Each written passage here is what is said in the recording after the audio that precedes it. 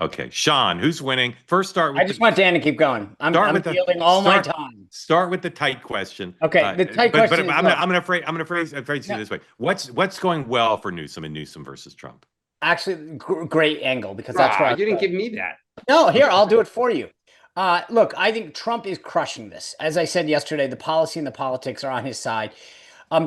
Where Newsom is winning is that he is staking himself out as the crazy progressive in the Democratic primary. I think right now he has just catapulted himself into the front of the Democratic. Now, the problem is that you are catapulting yourself into becoming the nominee that can't win a general election. So this is I'm actually so pumped about this dynamic. And Sebastian, I feel like I need you to change that backdrop because I feel like I'm staring at Howard Lutnick's face. There you go. But the bottom line is, look, Newsom has done a great job positioning himself as the front runner for the Democratic Party, but I don't know how he would ever dig himself out of this hole because anybody with a brain and common sense is saying this is nuts, right? So first of all, I tweeted extensively about the curfew last night. That's insane. You either have a curfew because you're 8 or because there's a problem. Those are the two scenarios that people have curfews in this life. Chuck Schumer, by the way, I cannot believe I tweeted this last night. I said Chuck Schumer's the voice of reason right now in the Democratic Party. He wrote, "The violent protest should never have happened, full stop." This is the guy that's actually the voice of reason. How nuts is that? But then, look, to your other media point, I'll pull this one up as well.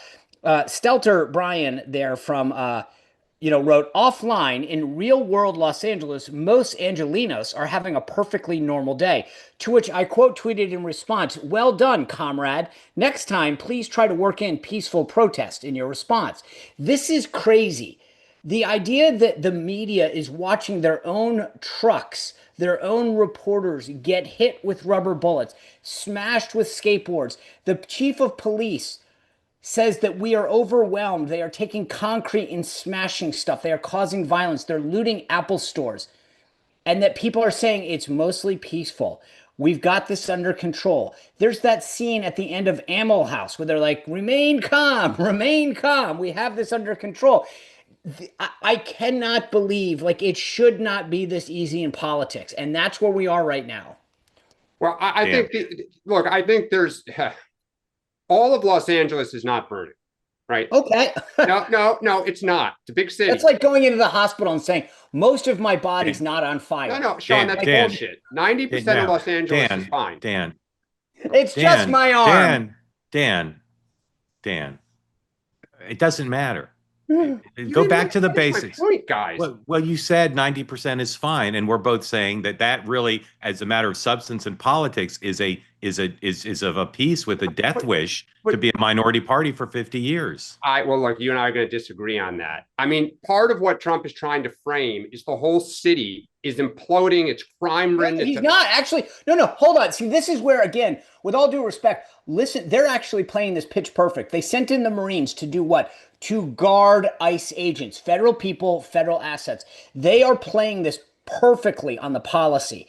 And so for all these people who love to say Trump is doing this without evidence, point to one thing that he's doing wrong. What is he doing?